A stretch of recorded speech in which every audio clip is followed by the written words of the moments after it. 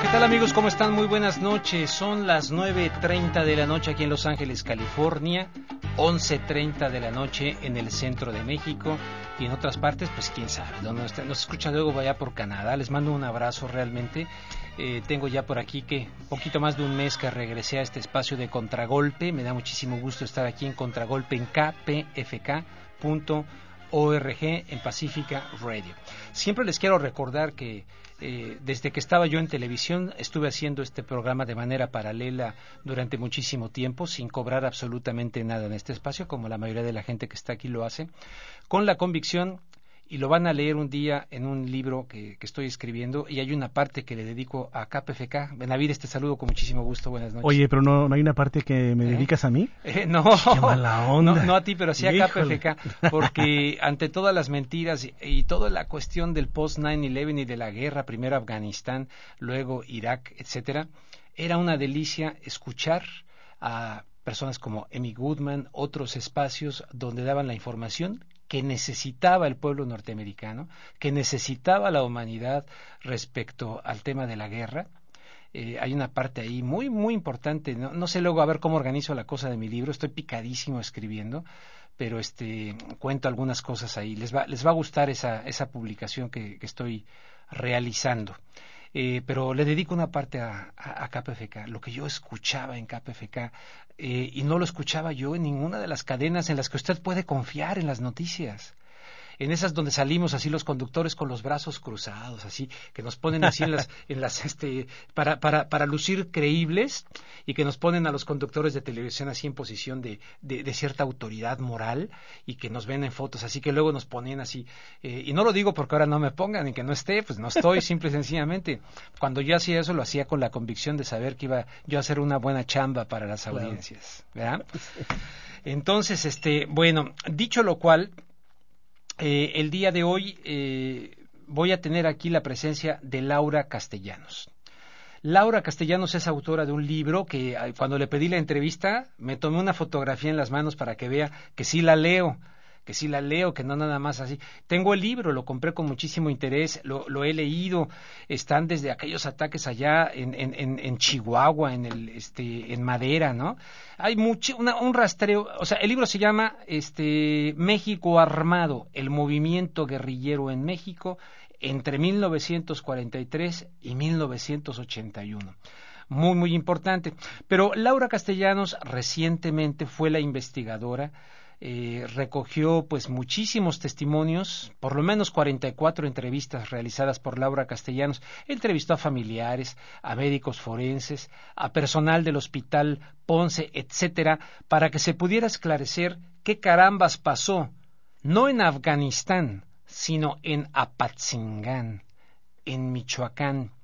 Lo que ocurrió pues el 6 de enero de 2015, 6 de enero del 2015, con esta cuestión de la masacre de Apatzingán.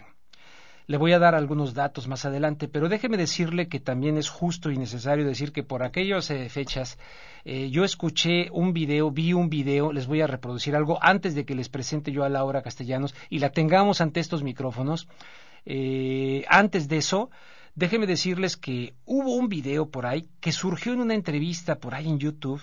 Al día siguiente, esto fue el 6 de enero, o sea, estaban los niños todavía festejando la cosa de los Reyes Magos y sus juguetes y todo, cuando estaban ocurriendo estas terribles, porque fueron dos en diferentes horarios, una por ahí de las 2 de la mañana, otra como a las 7 de la mañana, en Apatzingán, y resulta que al día siguiente, el 7 de enero, se publicó en YouTube una entrevista con Jorge Velázquez Valencia. Jorge Velázquez Valencia es vocero de las llamadas autodefensas legítimas allá de por Aguililla, Michoacán, de Michoacán, y ahí quedó esto que yo voy a reproducir el día de hoy nada más en un fragmento breve, porque al día siguiente él ya decía mucho pues o parte la esencia de lo que después en este trabajo periodístico muy importante de Proceso, de Carmen Aristegui, de Laura Castellanos como la investigadora y con la recopiladora de todos estos testimonios, bueno, Jorge Velázquez Valencia al día siguiente dijo lo que les voy a presentar el día de hoy y regreso con Laura Castellanos. Estamos con el interés de conocer los hechos que sucedieron ayer en Apatzingán.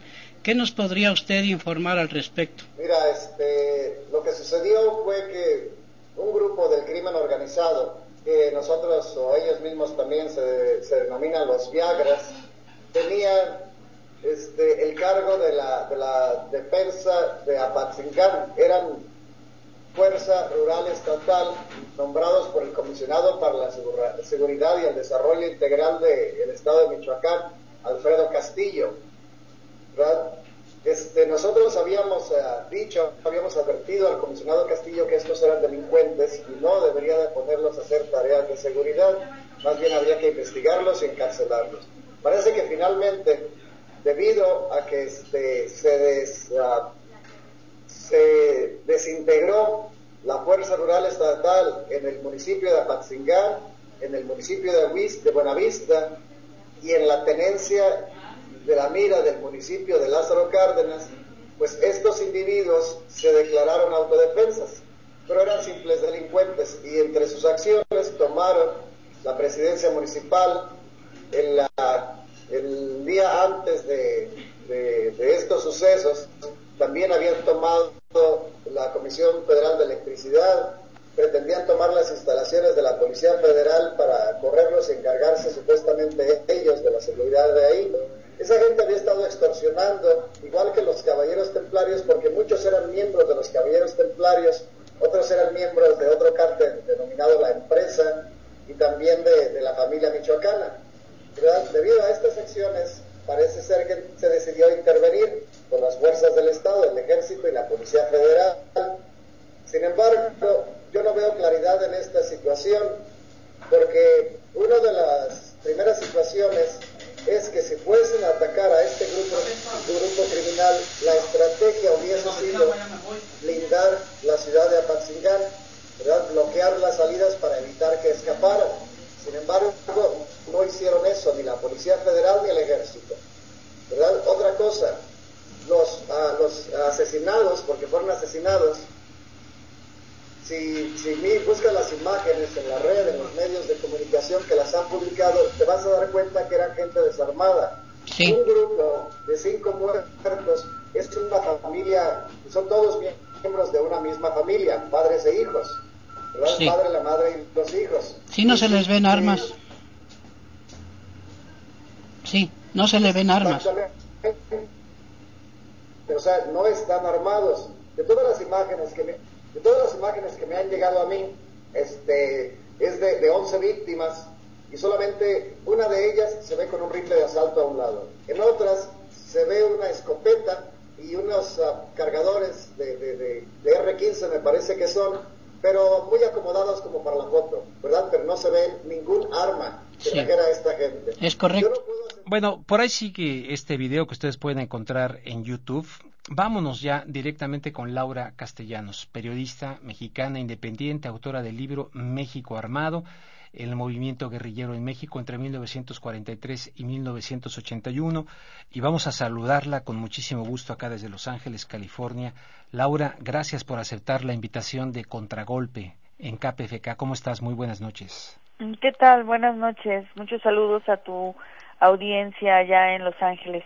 Pues muchísimas gracias, Laura. Evidentemente tengo entendido, no sé, tú me la vas a corroborar, que una de las personas que tú entrevistaste en tus más de 44 entrevistas realizadas para esta investigación de lo de Ayotzinapa, incluiste a Jorge Velázquez Valencia, ¿es correcto? Pues no lo incluí, porque bueno. Jorge lo conozco. Él está se puede decir en la clandestinidad, en el municipio de Aguililla, y eso está pues alrededor de 2 horas y media, casi 3 horas del lugar de los hechos. Ajá. Por tal, pues él no estuvo directamente ahí, digamos, okay, como para que yo hubiera tenido que entrevistarlo. Okay. El territorio donde surgieron las autodefensas y las posteriormente fuerzas rurales, las que se legalizaron, sí, es en alrededor de una veintena de municipios, es un territorio muy extenso que casi he tenido oportunidad de recorrer en más de en 2 años de cobertura del tema, y en cada municipio tiene sus particularidades. Jorge Vázquez está en el municipio de Aguililla, sí, que es un grupo totalmente distinto al de Apatzingán. Entre ellos hay pugnas, señalamientos, una situación compleja, pero te puedo decir que en el caso de Apatzingán, efectivamente, como bien señalas, tuve la oportunidad de realizar 44 entrevistas, 39 de ellas grabadas en audio, porque el resto de las personas no quisieron que yo las grabara. Que tú las grabaras. Ajá, pues, por razones de seguridad no quisieron ser grabadas, pero fueron voces desde distintos lugares, gente que fue detenida y liberada, fueron familiares, fueron testigos circunstanciales, trabajadores del principal hospital de la región que está ahí en Apatzingán, y trabajadores del servicio médico forense. Efectivamente, con todas estas voces pudimos nosotros tejer los hechos de lo que sucedió en la madrugada del Día de Reyes y las primeras y a las 8 de la mañana del siguiente día. Entonces, bueno, qué bueno que me aclaras esto de lo de Jorge Velázquez Valencia. Pero me llamó la atención, fíjate, este video que fue al día siguiente, ¿no? Y más adelante al avanzar, pues él habla de eso, de que fue una masacre, de que los mataron, aunque independientemente, evidentemente esto hay que aclararlo, de que fueran de los Viágaras o no de los Viágaras, o quienes estuviesen ahí, independientemente de quienes fuesen, pero él decía que efectivamente fueron masacrados por federales. Sí. Es importante señalar que en Michoacán hay varias páginas de Facebook o de redes sociales en las que rápidamente se dan a conocer videos que se sube la misma sociedad civil, y entre ellos ya tienen una red de comunicación que rápidamente se enteran. Jorge es uno de los que tienen más contacto con medios de comunicación, ¿no? Y bueno, él así dio su opinión, y sí, fue muy importante que estos videos, que fueron la gran mayoría grabados por vecinos de la Avenida Constitución o testigos circunstanciales, pues rápidamente circularon en YouTube. Algunos fueron suprimidos, ignoro si por las mismas personas que lo subieron o por alguien más, pero finalmente, a diferencia de masacres como la de Tlatlaya y Ayotzinapa, en este caso hay evidencias gráficas y documentales que prueban el grado de impunidad con el que se actuó, no en un lugar aislado, no en un galerón oculto en la noche, sino en la principal plaza pública de una ciudad como Apatzingán, y en una de las avenidas más transitadas, que es la Avenida Constitución, a las 8 de la mañana, delante de vecinos y de transeúntes y de comerciantes. Sí, una a las 2:30 de la mañana y la otra a las 7:45 de la mañana. En plena, o sea, como tú bien dices, no, ni siquiera buscando lo oscurito, la clandestinidad, sobre todo en esta, pues, de las 7:45 de la mañana, sino a plena luz, lo cual te habla de una tremenda impunidad, ¿no? Sí, y además de eso, en algún momento Alfredo Castillo, ahora excomisionado, y tenemos que decirlo, pues el reciente titular de la Comisión Nacional del Deporte, Sí. Que dice que pues no tiene que dar respuesta a las interrogantes que le hemos lanzado, porque ahora, dice él, lo ha repetido varias veces, ya está en otra agenda. Exactamente. Oye, ya que dices eso de la Comisión Nacional del Deporte, me llamó mucho la declaración de este señor Alfredo Castillo. Dice, me voy a rodear de gente que sepa de deportes. No, bueno. Digo, ya es cómico, ¿no? El asunto. Me voy a rodear de gente que sepa de deportes, o sea, reconociendo que el señor, pues lo pusieron en un cargo donde no tiene ni idea, ¿no? Pero más allá de eso es también el cinismo de que Sí. se le coloque en una instancia en la que va a tratar con deportistas, con jóvenes, con niños, Sí. y es la persona que tenía el mando federal más alto en Michoacán en el momento en que hubo esos hechos, es decir, se tiene que investigar la cadena de responsabilidades a nivel municipal, estatal y federal, porque estos hechos tienen que ver con una serie de actos en los que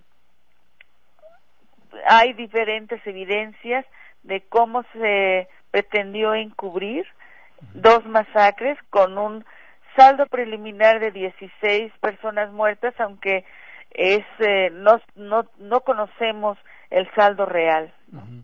Fíjate que hace algún tiempo entrevisté en otra estación de radio a Edgardo Buscaglia y él abiertamente me decía, mira, lo que pasa en México, en este caso estábamos hablando del Ayotzinapa, pero aquí habría que sumar Tlatlaya, Ayotzinapa, Apatzingán y muchos otros episodios en la historia de México, reciente y no tan reciente. Hay un pacto de impunidad, lo cual se dice fácil, Laura, un pacto de impunidad. Es tremendo, o sea, ¿quién verdaderamente está gobernando, bueno, o mal gobernando México? ¿Y con qué criterio criminal? Porque dice, es un pacto de impunidad. Eso me dijo Edgardo Buscaglia. ¿Tú qué opinas? Mira, yo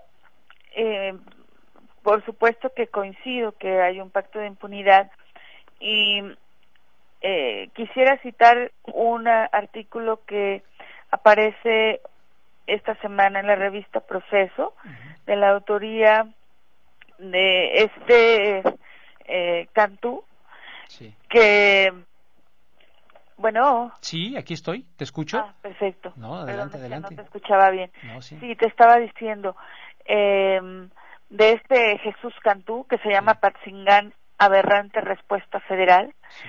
y él señalaba que cómo era posible que el secretario de Gobernación, un día después de que salió el reportaje, que por cierto, debo decir entre paréntesis, apareció en Aristegui Noticias, en Proceso y en Univisión, Sí, también pero en en Aristegui Univisión. Noticias fue boicoteada esos 2 días Sí, por un ciberataque para impedir que se difundiera el reportaje. exactamente. Entonces, Jesús Cantú dice que cómo es posible que al día siguiente que salió el reportaje, sale el secretario de Gobernación diciendo que la PGR va a investigar, cuando a los detenidos se les transfirió y ellos realizaron las investigaciones, la PGR, la delegación local, y a los detenidos se les transfirió a la delegación estatal de la PGR.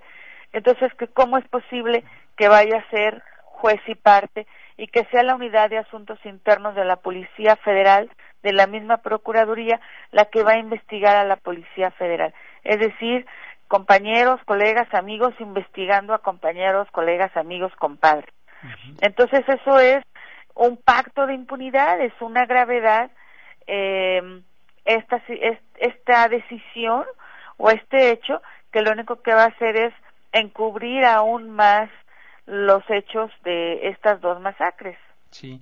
Oye, Laura, estoy hablando con Laura Castellanos, quien es la autora de la investigación que contradijo la versión oficial del gobierno mexicano respecto a lo que ocurrió el 6 de enero allá en Apatzingán. Porque la versión oficial, Laura, de parte del gobierno mexicano es que fue una especie de fuego cruzado entre un grupo determinado.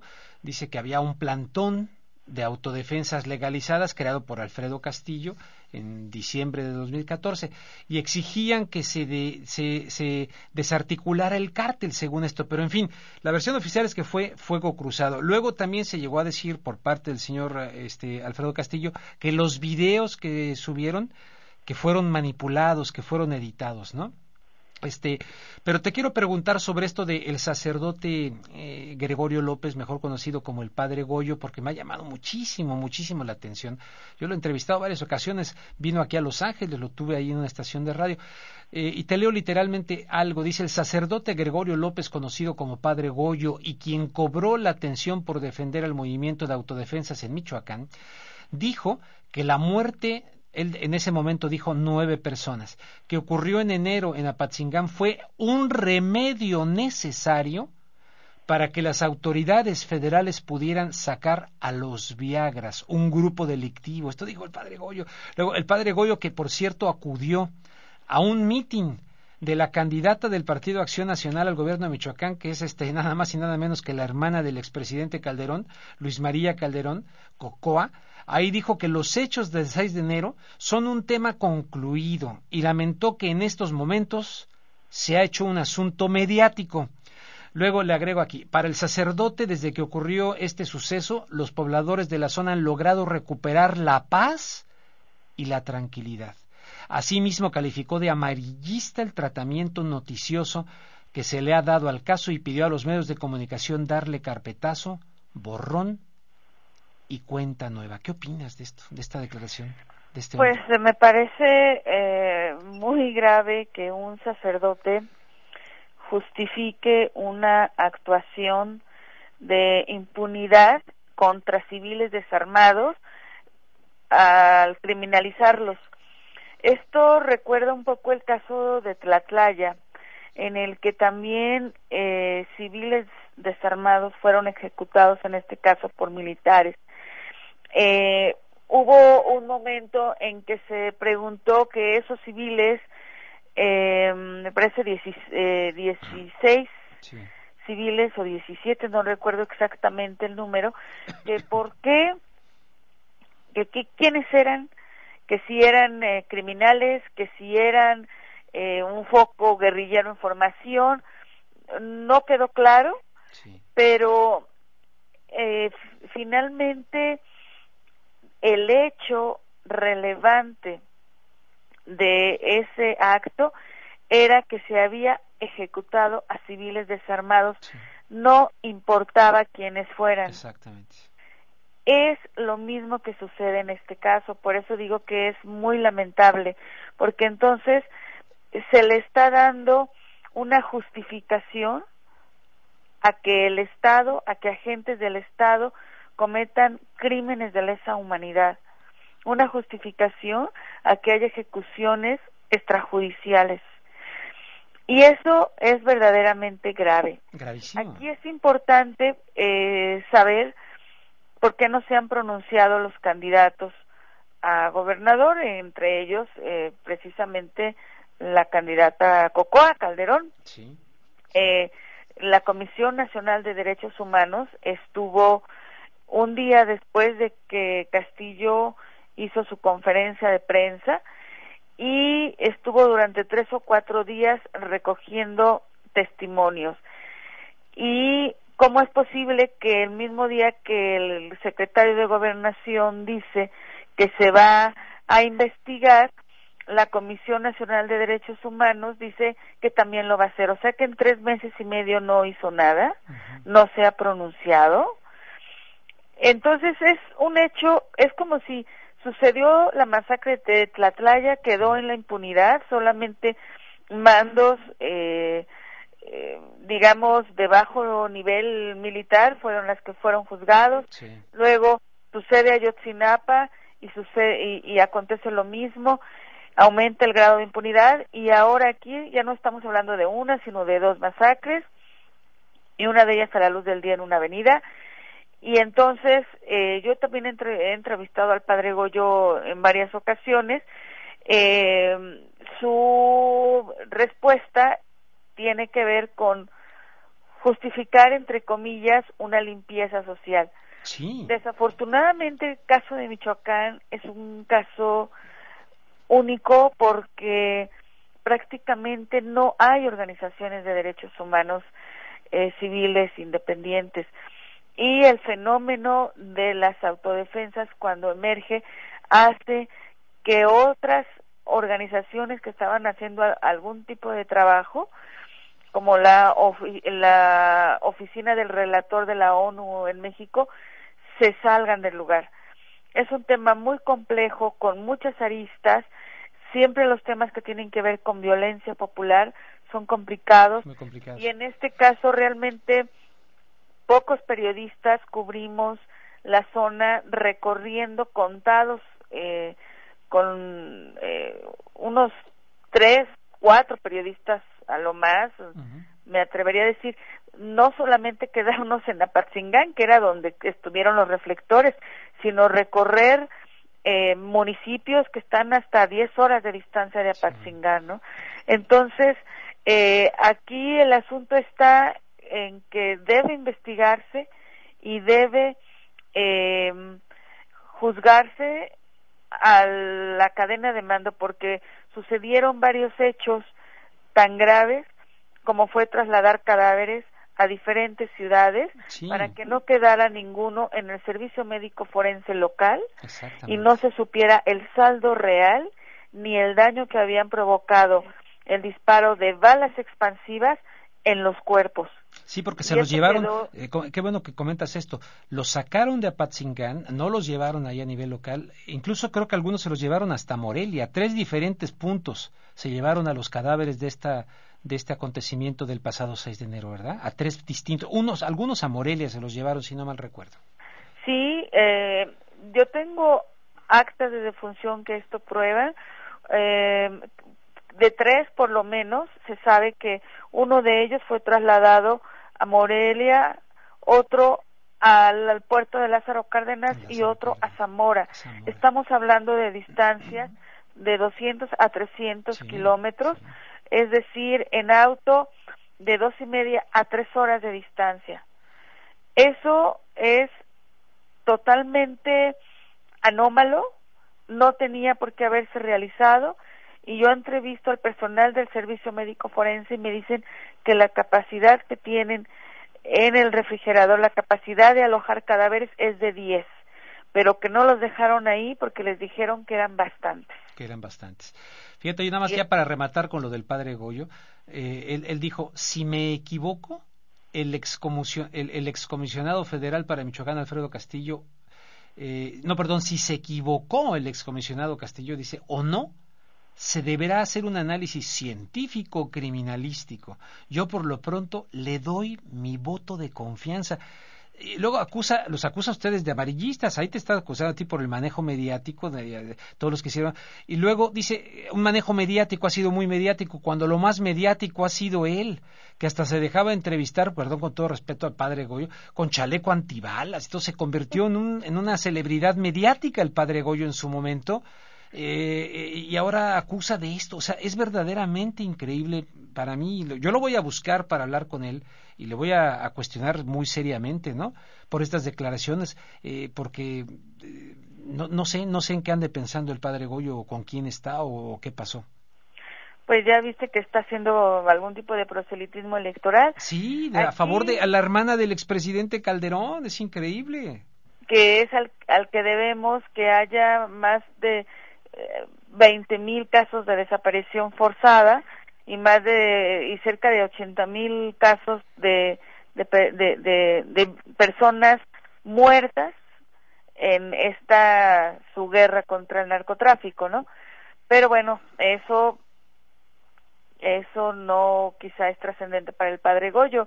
Él habla de que ha sido un tema muy mediático. Yo te diría que no es así, que la prensa nacional, desafortunadamente, la mayoría de los medios han guardado silencio sobre el reportaje, que han sido periodistas en medios electrónicos quienes han abierto el micrófono, o columnistas, pero que por un lado ha habido como una cuestión de respuesta de nosotros ya habíamos sacado una nota en enero.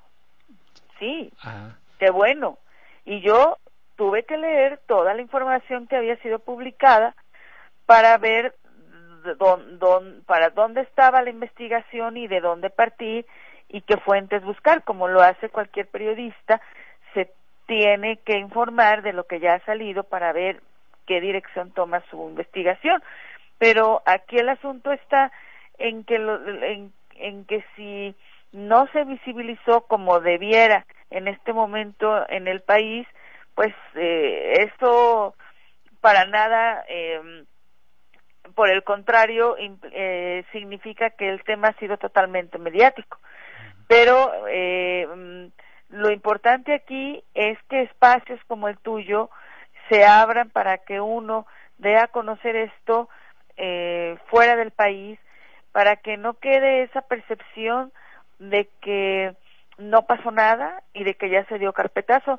Hay asuntos que se están moviendo en este momento que saldrán a la luz y que tienen que ver con organizaciones de derechos humanos internacionales que en algún momento fijarán su posición. Sí. Después de lo de Ayotzinapa, esto sucede a los 3 meses y para algunas organizaciones ha sido verdaderamente desgastante el haber estado manteniendo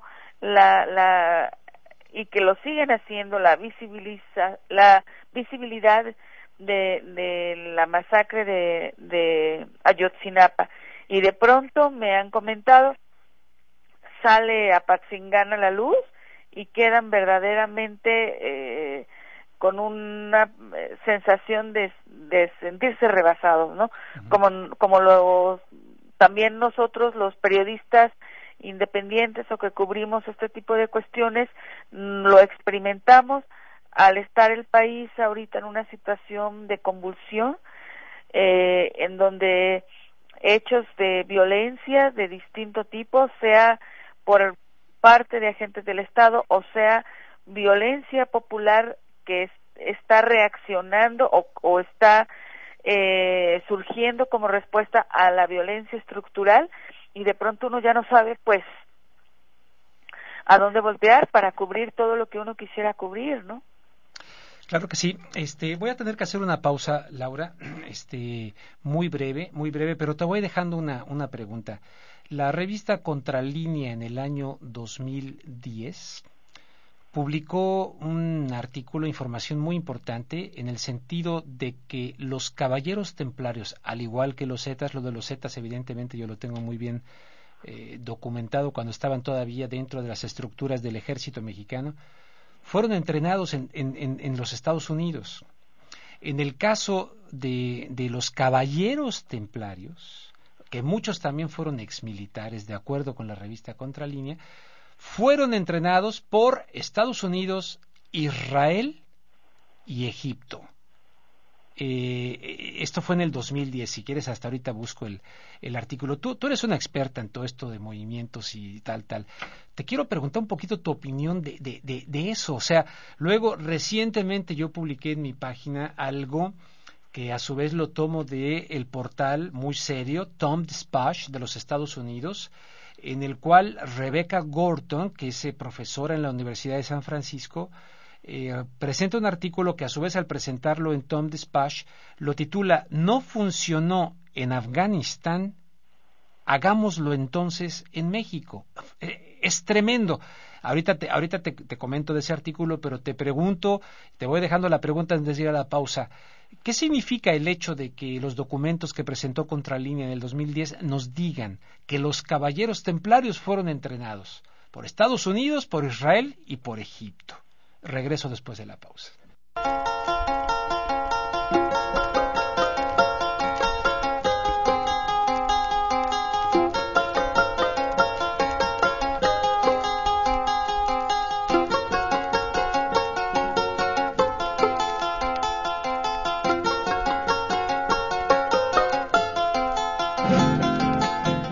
El hombre que tiene algo que decir se desespera al no encontrar oyentes, pero es más desalentador para el escucha el no encontrar a alguien que tenga algo que decirle.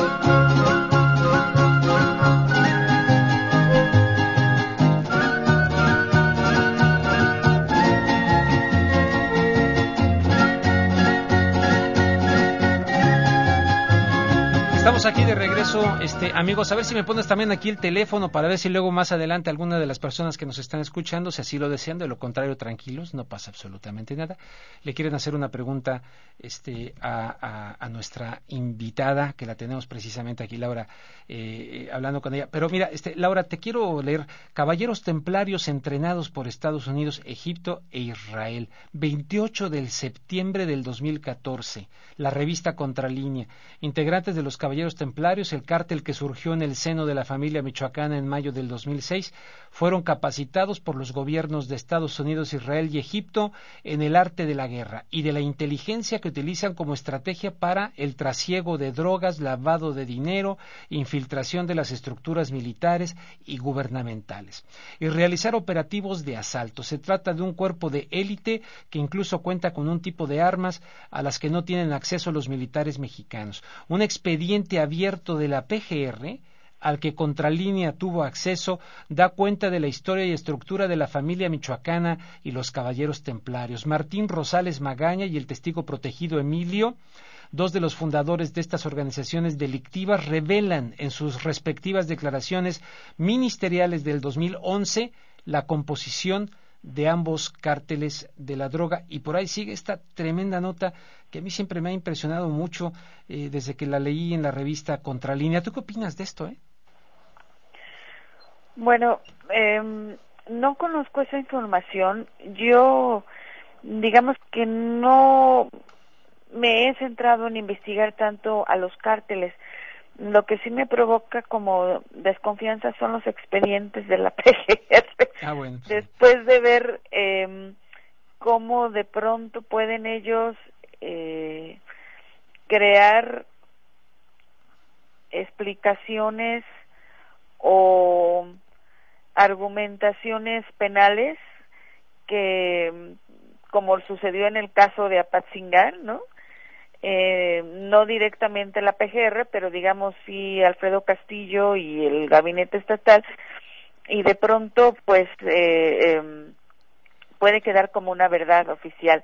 No, me sorprende la información que dices, no estoy diciendo que no sea cierta, pero simplemente sí, lo que sé es que es uno de los cárteles más complejos en cuanto a su organización, a su filosofía y a los diferentes mercados a los que se introdujeron con bastante éxito, y que, bueno, está detenido su líder principal, la tuta, digamos, o por lo menos el que quedaba todavía sin ser detenido o sin ser abatido. Sí. Pero pues eso no significa necesariamente que el cártel esté desarticulado, ¿no? Uh-huh. Bueno, es una nota escrita por José Reyes, 28 de septiembre de 2014, se titula Caballeros Templarios entrenados por Estados Unidos, Egipto e Israel. Tremenda. Hay una persona en la línea telefónica, el teléfono es el 818-985-5735, estamos en vivo, esto es Contragolpe, desde Los Ángeles, California. 818-985-5735. Si me permites, Laura, Mauricio, que nos llama, ¿de dónde? Pues no me pusieron de dónde, de Hollywood. Desde Hollywood, Mauricio te quiere hacer una pregunta. Muy buenas noches. Buenas noches, Óigame, Mauricio. yo creo que eso es una mentira de lo que usted está diciendo. No, yo no lo estoy diciendo, lo publicó la revista Contralínea, ahí se la dejo.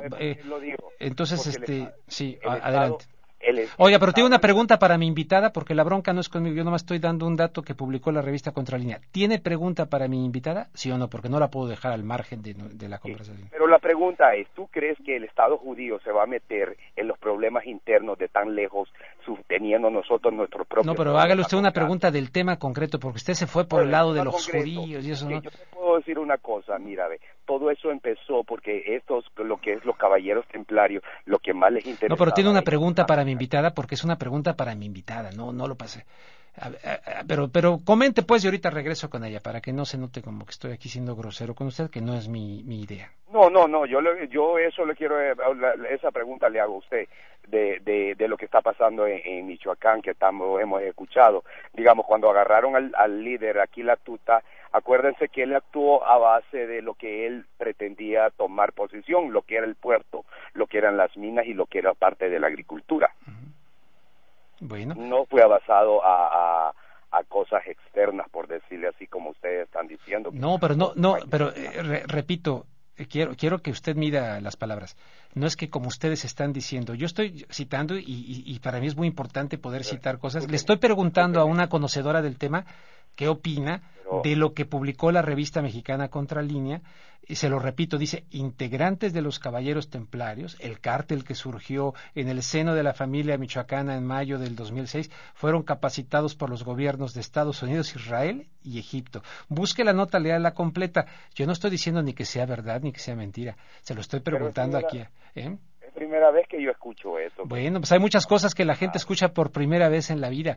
Oiga, Mauricio, le agradezco muchísimo. Vamos a ver si nos comenta aquí algo Laura Castellanos, antes de pasar con Juan, que también le quiere hacer una pregunta aquí a Laura. Adelante, Laura Castellanos. No, bueno, sí, efectivamente el cártel lo que se sabe es que se ha caracterizado por tener un mercado importante en el tráfico ilegal de mineral, particularmente hacia el mercado chino, y sobre todo también en abrirse distintas actividades delictivas como la extorsión o el secuestro, que particularmente esas dos y las de pues particularmente esas dos fueron las que detonaron los movimientos de autodefensa en alrededor de una treintena de municipios en Michoacán, ¿no? Pero bueno, no sé qué vaya a preguntar el otro radio escucha. Pues déjame pasar con él. Con mucho gusto. Es Juan. Adelante, Juan. Está usted al aire. ¿De dónde me llama? Buenas noches. Buenas noches. Quiero hacer un breve comentario sobre el señor Mauricio. Se me hace que el señor trabaja con inteligencia, no con la inteligencia del gobierno de Estados Unidos, porque es contradictorio a todos los que están trabajando en la KPF, les hace contradictorio. Todo el tiempo el señor Mauricio siempre es contradictorio. Oiga, pero alguna pregunta a mi invitada, porque ella es la autora de la investigación de la masacre de Apatzingán, que el gobierno mexicano niega, que el gobierno mexicano que dice que no, llena de contradicciones, y aquí de lo que se trata y del periodismo de lo que se trata es justamente el compromiso del periodismo es con la verdad, y yo respeto mucho a Laura. Entonces, aproveche que está Laura para que le haga una pregunta. Sí, señora Laura, le voy a hacer una pregunta. Yo la felicito por su periodismo, también a usted, señor Ismael, lo digo si no me equivoco el nombre. Ismael, no, ¿qué pasó? Ya me lo cambió. Rubén Luenga, servidor. Rubén Luenga, perdón. Sí, me redé la lengua. Pero está bien, Ismael es bonito nombre. Yo felicito a los dos ustedes, son periodistas que trabajan con la verdad. Nada más lo que les digo es que se cuiden la espalda porque los cuatro andan detrás. Pero ¿cuál es la pregunta para Laura? ¿Ninguna? Bueno, Laura, pues, algún comentario que le quieras hacer a don Juan, y ahorita está por aquí Carlos también, y hay varias llamadas. Pues si quieres, gracias por la felicitación y la sugerencia, y si quieres pasamos con la siguiente radio escucha. ¿Cómo no? Entonces vamos con Carlos. Carlos, adelante, Carlos, está usted al aire. Trate de ser breve y pregunta a Laura, por favor. Sí, mire, un comentario rapidito. Lo que dijiste de los templarios siendo entrenados por Estados Unidos es muy serio, pero no nomás eso. Los FARC de Colombia, guerrilleros, también fueron entrenados en las escuelas de las Américas aquí en Estados Unidos. Muchos grupos en Guatemala, y otras, el golpe de Estado en Honduras que hubo hace 4 años. Los que lideraron ese golpe de Estado fueron entrenados en las escuelas de Américas de aquí de Estados Unidos, y claro, Israel es un gran cómplice de todo esto. ¿Por qué? Porque es un gran negocio para el complejo militar de armas. Carlos, Israel, ¿alguna pregunta a Laura Castellanos, que estamos hablando del tema de Apatzingán? O pedirte es que hagas más estudios profundamente en este tema, porque ahí está la clave de todo el caos de México. Si nos hace favor métete de quién financia todas estas armas que llegan a México. Bueno, Laura. Hay que preguntarle a los que estuvieron a cargo de este operativo de Rápido y Furioso, ¿no? Bueno, exactamente, sí. Esa es una parte, porque yo francamente ahora sí que me río de Janeiro con esa hipótesis de que, ¿no? La hora de que, es que mandamos las armas para seguirlas y ver hasta dónde llegaban. Digo, francamente, es muy hollywoodense el tema, ¿no? Y en Michoacán, finalmente, a partir de ese 2007-2008 que se registra que empiezan a entrar estas armas en general a México, en Michoacán es cuando empieza una espiral de violencia que finalmente detona el fenómeno de las autodefensas en febrero de 2013. Exactamente. Mira, tengo aquí Ricardo también está llamando, Laura. Entonces, adelante, Ricardo. Ojalá que le focalicen una pregunta muy puntual. Sí, muy buenas noches y gracias por la oportunidad. Sí, una pregunta así sencilla y rápida. En base a los acontecimientos que ella cubrió, como lamentablemente la masacre de Apatzingán, le pregunto a la reportera, ¿cree que toda esa cadena de horrores que hay en Michoacán y en México, cree usted que tenga que ver con que se esté aplicando la famosa doctrina del shock? Esa es mi pregunta y muchas gracias. Pues muy buena pregunta, Ricardo, la doctrina del shock. Yo acabo de escribir algo sobre el tema. Yo sostengo que México es un país torturado a partir de la doctrina del shock. Un día le platico, pero vamos a ver qué opina Laura, que ella es así, pues una periodista de las que se ha metido ahí al terreno de donde están las acciones. Laura. Bueno, pues no sé si sea precisamente a partir de una estrategia de la doctrina del shock, porque finalmente lo que pretendieron fue encubrir los hechos, ¿no? No, digamos, visibilizarlos para crear terror, sino más bien aquí es el grado de impunidad y de la manera en que se mueve todo para que no se sepa el asunto, es lo que más ha como pasmado en general al país y ha provocado convulsión. Y una de estas manifestaciones tiene que ver con como se está viviendo allá también en Estados Unidos, la actuación de las fuerzas policíacas, ¿no? Una y otra vez, pero ha sido como en una escala individual. Y aquí lo que estamos viviendo es que ha sido en una escala mayor, sí, es decir, que tiene que ver contra grupos, contra organizaciones, contra incluso comunidades, ¿no? Sí. Y que no pasa nada, eso es lo más grave. Sí. Fíjate que entonces, luego, Laura, te invito a que le entres ahí. Eso es una página muy humilde, muy modesta. La hago prácticamente yo solo con una colaboradora de Pastor Delgado que me ayuda. Hace poco puse algo ahí sobre esto de México, país torturado, y sobre la cosa de la tortura, pero a partir también de la doctrina del shock. Igual luego te leo un parrafito, pero ya estaremos más en contacto. Pero yo sí sostengo que México es un país torturado, por supuesto que sí, pero vamos a pasar con... ¿Es Geraldo? Bueno, adelante, ¿cómo se llama? Gerardo. Es que pusieron Geraldo, son así como más brasileiro, ¿no? Como muy francés. Portugués, ¿verdad? Así. Sale Gerardo, adelante, estamos aquí con Laura Castellanos, que amablemente aceptó esta entrevista para KPFK, y yo siempre trato de incluir la voz de quienes nos escuchan. Adelante. Muchas gracias, Rubén, y muchas gracias, señora Laura, por su valor. Mi pregunta es acerca de este señor que dijo que Estados Unidos no interfiere. ¿Hasta qué punto hay interferencia de Estados Unidos en toda esta situación? Y la segunda pregunta, ¿por qué no se ha hecho tanta protesta como cuando los muchachos de Ayotzinapa con esta nueva matanza?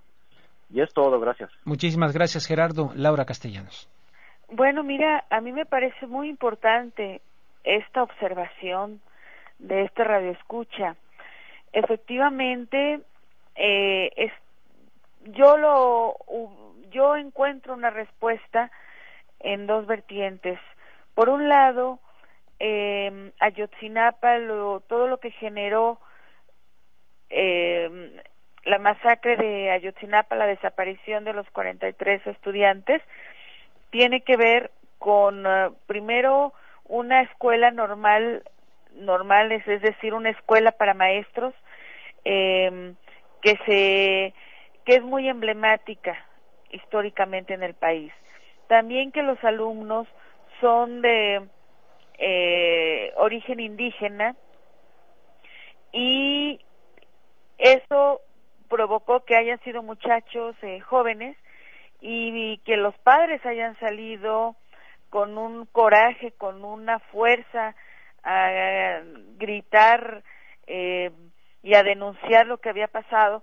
Pues eso movilizó impresionantemente. Pero si tú te fijas, después de que vino una oleada muy alta, de pronto bajó la respuesta. Hubo como un desgaste de estas movilizaciones masivas y la gente se volvió a replegar a partir de la Navidad, de que vinieron las vacaciones, se desinfló todo. Y eso no quiere decir que la gente esté como impávida o que ya se olvidó del asunto.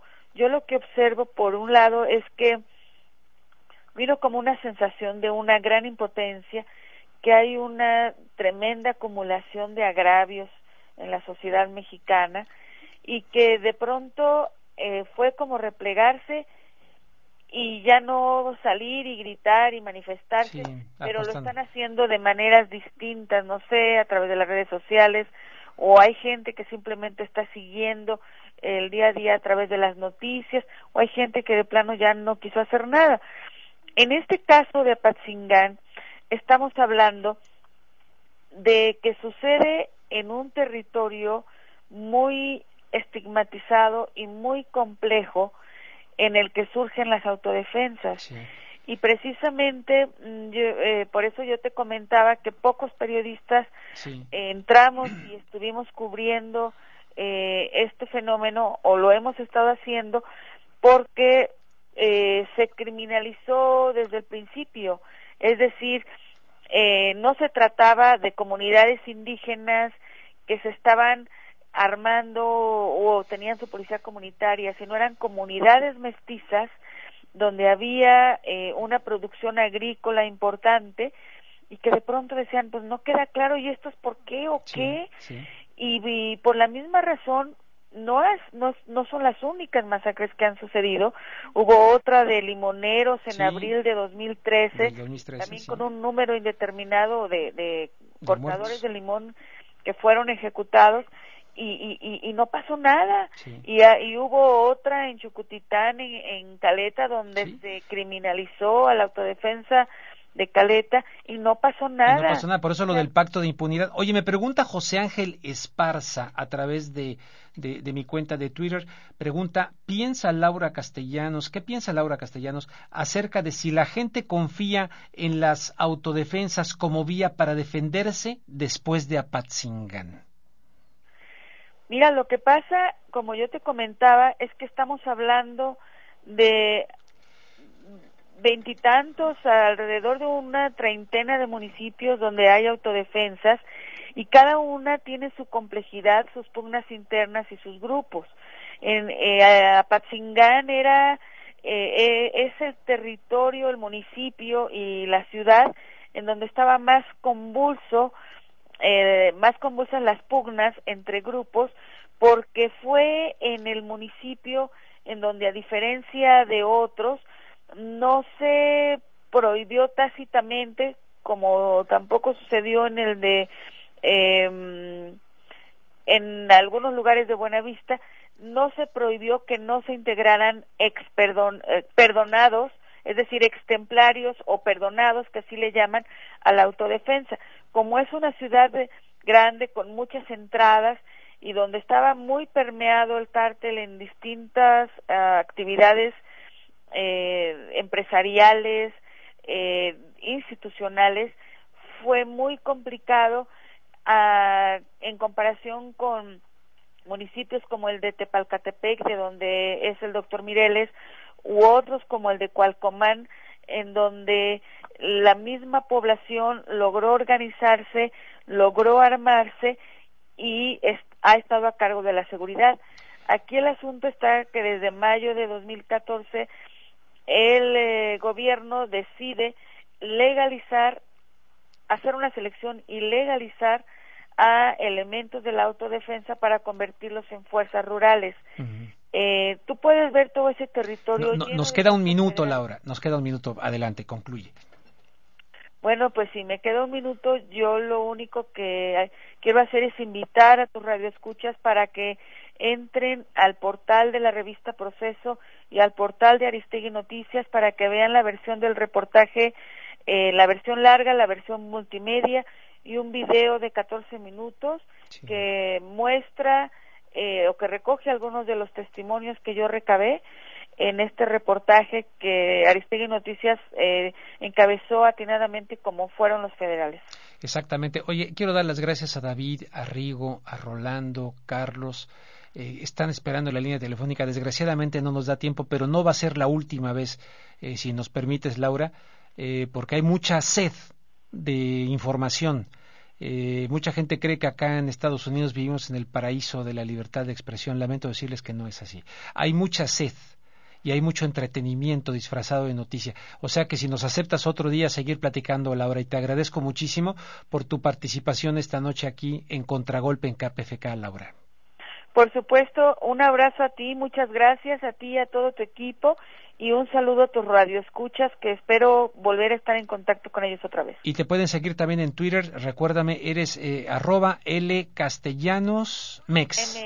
MX, ¿no? @LCastellanosMex, también la pueden seguir ahí. Laura, vaya, un abrazo, gracias por tu periodismo acá desde Los Ángeles, donde hay muchos mexicanos y latinoamericanos muy pendientes de lo que pasa en México. Repito, gracias a David, a Rigo, a Rolando, a Carlos, gracias a Mansur, gracias al señor José Benavides, y les espero el próximo miércoles en Contragolpe. Les invito a entrar a mi página, de vez en cuando entren, meto pocas cosas pero chidas, rubenluengas.com, entre noticias. Gracias, buenas noches, descansen.